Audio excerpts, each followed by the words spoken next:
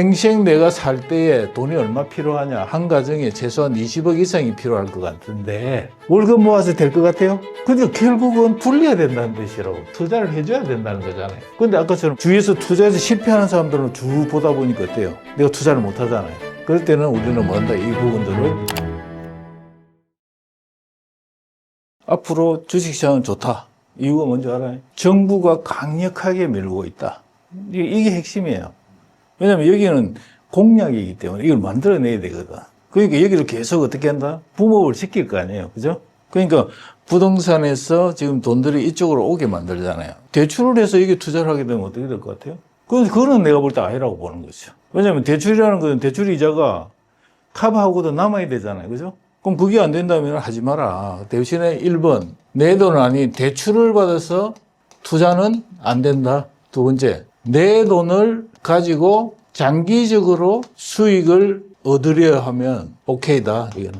그리고 반드시 이런 사람들은 하면 안 된다. 단기적으로 남들이 벌었다더라. 얼마 벌었다더라. 이 소문에 따라서 여기에 시장에 들어오면 안 된다. 이거 준비가 안 된 사람들이다. 그리고 반드시 주식 투자는 소문이 아니라 지식이 필요하다. 지식이. 어떤 지식이 필요하냐면 주식은 정보가 반영돼서 주식이 바뀌는 거거든요. 그럼 예를 들어 통상에 있어가지고 보세요. 지금 실제로 수출이 안 일어나고 있는데 미국에서 어떤 산업에 대해서 좋은 이슈가 하나 생겼다는 거야. 그런데 이 주가가 오르잖아요.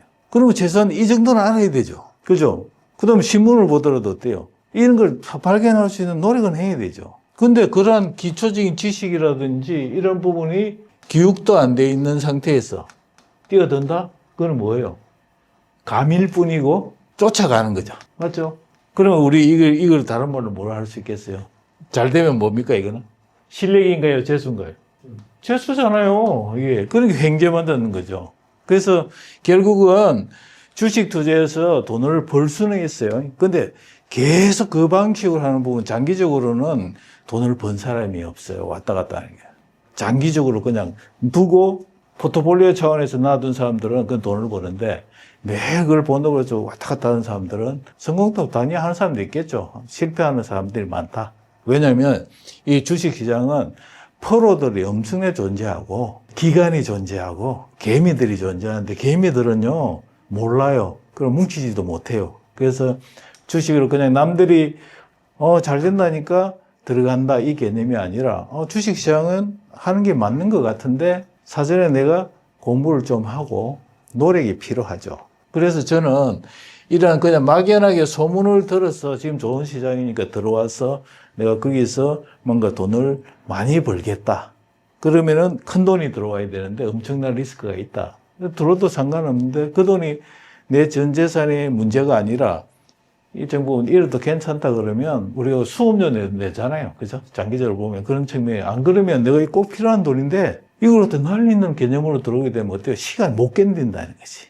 투자를 하는 거는 괜찮은데 투기로 넘어간다는 거고. 그래서 아까처럼 주식을 통해서 따블을 먹겠다 막 이런 것은 결국은 투기 성향이 큰 거예요. 자, 그러면 왜 어떤 사람은 투자에 바로 뛰어들어서 올인을 하고 또 어떤 사람은 아예 투자판에 들어오지도 못하고 이거는 결국은요 본인의 내면에 있는 자기의 돈에 대한 심리, 즉 생각 구조의 차이예요. 그러니까 내가 돈을 잘 번다, 그 다음에 돈 관리를 못한다, 투자를 못한다, 막 이런 부분들은 생각 구조가 달라가지고 이게 달라요.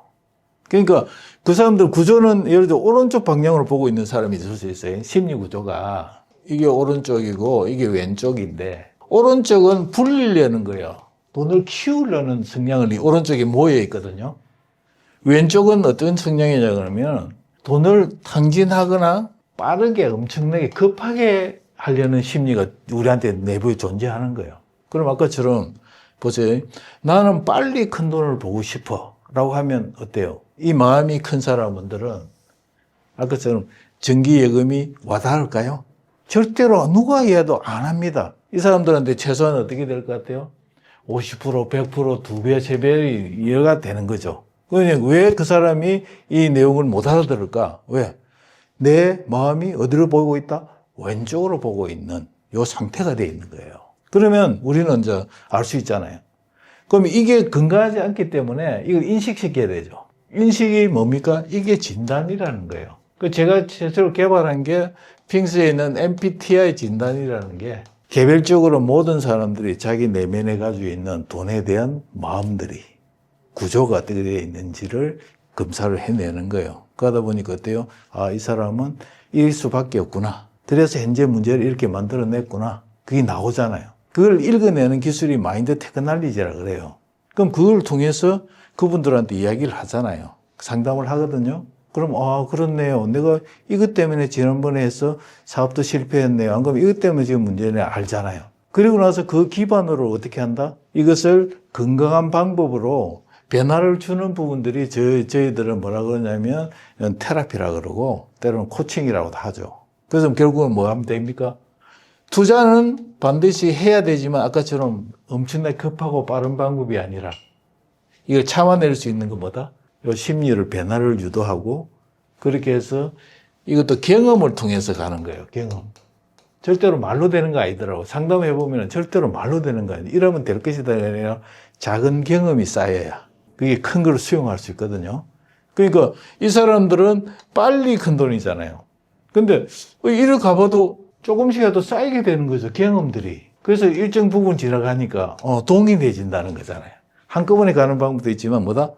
작게도 모여서 가지고 있는 방법이 생기는 거죠. 이런 부분들이. 근데 반대로 생각하면 어때요? 이런 마음이 전혀 없는 거예요. 나는 돈을 벌고 싶거나 빨리 하고 싶은 생각이 없는 거잖아요. 그러면 이 사람들한테는 어떻게 될까요? 돈이 크지 않거든.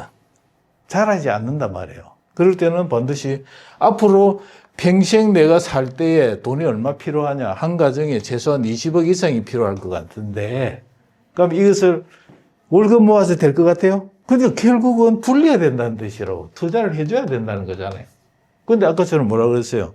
내가 자라오면서 돈에 대한 어떤 생각, 태도, 신념이 이제 형성될 때는 환경이라든지 가족의 환경이나 주위 환경 때문에 어느 순간에 자리를 잡아버리니까 내가 못 가는 거잖아요. 그러니까 주위에서 투자해서 실패하는 사람들은 쭉 보다 보니까 어때요? 내가 투자를 못 하잖아요. 그럴 때는 우리는 뭐 한다? 이 부분들을 이제 치료를 통해서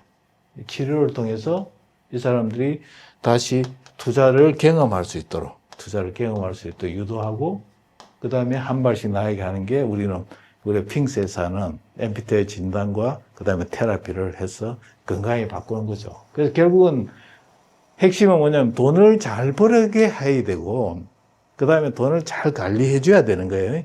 그리고 나서 그 다음 뭐가 필요해요? 반드시 투자는 필요한 거잖아요. 그리고 나서 또 한 가지는 이런 돈의 흐름상 밖으로 흐르는 나눔이 연결되면 이 자체 순환 구조가 형성되기 때문에 이게 계속적으로 다음이 더 커지고 하는 구조를 우리가 진단해내고 그렇게 만드는 방법들이 테라피라고 하는 겁니다. 이 자체가.